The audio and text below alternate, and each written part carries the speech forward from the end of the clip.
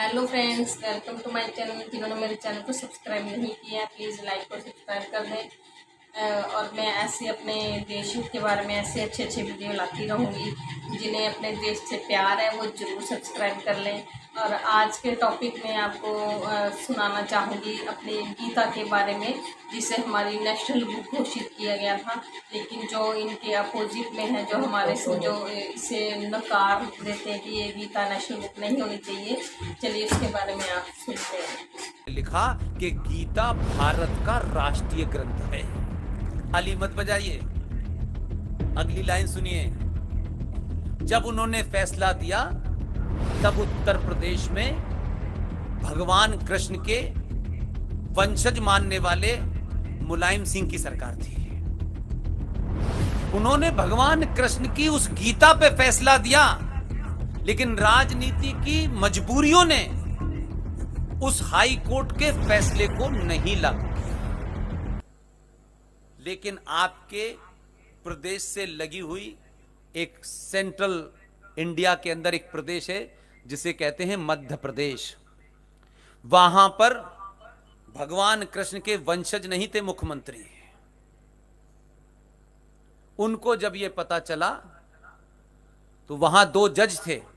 Jabalpur Madhya Pradesh high court bench है जबलपुर में justice Sanjay Yadav और जस्टिस अजीत सिंह ने, उनका एजेंडा उनसे भी, जज साहब से भी बड़ा था। उन्होंने तत्काल उसको अपने यहां मंगाया और अपने ही एक आदमी से पिटीशन दिलवाई और उस पर चर्चा हुई। चर्चा के बाद छोटे भाई का पजामा और क्रॉस डाले हुए कन्वर्टेड क्रिश्चियन पहुंच गया कि ये कैसे राष्ट्रीय ग्रंथ हो सकता है, ये हिंदू ग्रंथ है। जस्टिस अजीत सिंह और संजय यादव, जो असली में कृष्ण के वंशज थे, उन्होंने पूछा कि उत्तर प्रदेश के हाई कोर्ट में जितने तथ्य दिए गए हैं इसके बारे में, उससे कोई नया तथ्य, कोई लॉजिक आपके पास है तो ले आइए, हम अपना टाइम वेस्ट नहीं करना चाहते। 6 महीने के बाद लौटे और बोले हमें वो तथ्य नहीं मिला है। उन्होंने कहा थैंक यू वेरी मच। उसके बाद फिर सुप्रीम कोर्ट ने भी उसी फैसले में यही सवाल कहा कि जब आपके पास कोई नया तथ्य नहीं है तो फिर हम फैसले को पलटें किस बुनियाद पे। आपके गीता भारत की हाईएस्ट कोर्ट ने राष्ट्रीय ग्रंथ घोषित कर दिया है। इसलिए मैंने कहा कि आपके आदमी को कब हंसना है, कब मुस्कुराना है और कब सूरज की तरफ देखने लगता है। उस आदमी ने इंतजार किया, इसकी पब्लिसिटी नहीं की। आपने 14 में भेजा, 14 में जल्दी जल्दी उसने काम किए और फिर राष्ट्रपति भवन गया। राष्ट्रपति भवन में एक बंगाली ब्राह्मण राष्ट्रपति था, उनके पैर छुए, वो खुश हो गए। उसे पता ही नहीं क्या हो गया। और उनसे उसने एक ही सवाल पूछा, एक ही वाक्य में। उनके प्रेस सेक्रेटरी हमारे मित्र हैं, पत्रकार जनरली ऐसे सेक्रेटरी वेक्रेटरी बनते रहते हैं। उनसे कहा कि भारत राष्ट्र की पहचान के रूप में हम विदेशी मेहमानों को क्या गिफ्ट देते हैं। प्रणब मुखर्जी को समझ नहीं आया कि इससे क्या कहा जाए। उन्होंने कहा हम ताजमहल देते हैं। वो अपना आंसर, अपना होमवर्क इतना मजबूत करता है, या आज के बच्चों के लिए जरूरी है कि होमवर्क जब करो तो 100% करना। उसने कहा कि ताजमहल भारत राष्ट्र की पहचान कब से हो गई। तो उन्होंने कहा कि ये तो चल आ रहा है। तो उसने पैर छू के ये मैसेज दे दिया कि जिस कारण से तुम प्रधानमंत्री नहीं बने, लेकिन मैं तुम्हारा सम्मान करता हूं।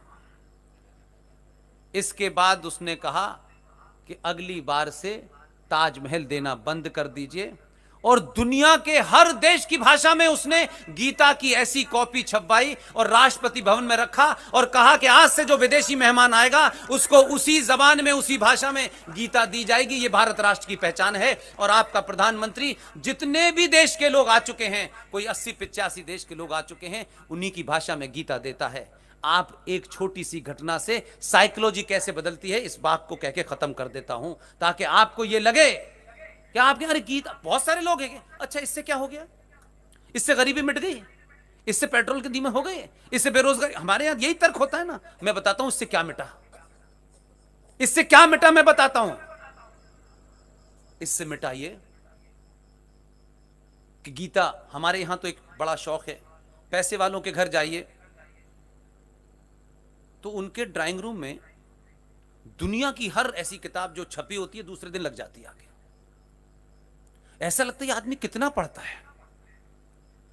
सब किताबें मिलेंगी, उन किताबों की हालत से लगता है कि इन्हें जिस दिन से रखा गया है निकाला नहीं गया, ये समाज को डराने के लिए रखा गया है। अरे साहब इंटेलेक्चुअल है, पढ़ते हैं। हमारी यही आदत है, हम हिंदी का इंडिया टुडे घर में पढ़ेंगे और शहर में इंग्लिश का इंडिया टुडे हाथ में लेके घूमेंगे। ये हमारी बीमारी है कि हम दिखना कुछ चाहते हैं। हमें पता नहीं हर बात पे क्यों शर्म आती है। आपके आदमी को शर्म नाम की कोई चीज ही नहीं है, उसे ये कॉम्प्लेक्स ही नहीं है। तो विदेशों में जितने मेहमान हैं वो हर चीज को पढ़ते हैं। उनके यहां ये प्रॉब्लम नहीं है कि यार ये बाइबल नहीं पढ़ेंगे, ये गीता पढ़ने से हम कहीं मुसलमान से हिंदू ना हो जाएंगे, प्रॉब्लम नहीं है। 80 से ज्यादा देशों को वो गीता दी, उनकी भाषा में दी ताकि आसानी से पढ़ लें, कि रोज थोड़ी ट्रांसलेशन के लिए पुदनी आएंगे। उसने दे दी, वो पढ़ने लगे, समझ में आ गई। एक घटना से बताता हूं, एक घटना से, और ये आपने सबने देखी है इसलिए बताता हूं मैं कोई छुपी हुई बात नहीं बताता आपको। आपने, आपके देश पे पाकिस्तान ने कोई आतंकी हमला किया, उस हमले का जवाब देने के लिए आपकी सेनाओं ने पलटवार किया। उस पलटवार में भारत का एक सैनिक पाकिस्तान की धरती पे पकड़ लिया और टॉर्चर करने की कोशिश की। 2 घंटे के बाद अंकल सैम का मैसेज आया, गलती मत करना। यह मैं शब्दों का इस्तेमाल अपनी बात को कहने के लिए आप में एक सम्मान का भाव पैदा करने के लिए कर रहा हूं। यह ऐसा नहीं हुआ होगा, लेकिन इसके पीछे का तर्क यह है। अंकल सैम ने कहा उसे छोड़ दो, क्योंकि अंकल सैम को पता था कि यह गीता बांटते ही नहीं है, गीता पढ़ता भी है। अंकल सैम जानते थे कि गीता ऐसे नहीं बांट रहा है, ये गीता में जो लिखा है ये कर भी देगा। और अंकल सैम ने ही ये इंफॉर्मेशन दी, आपके प्रधानमंत्री नहीं दी। हमें बड़ी कुंठा होती है कोई हमारे यहां कोई बात कहते। अंकल सैम ने कहा कि जो इनकी अग्नि मिसाइल है ना वो ऑन है, शाम के 9 बजे तक दे देना, नहीं अग्नि अंदर आ जाएगी। तो उनकी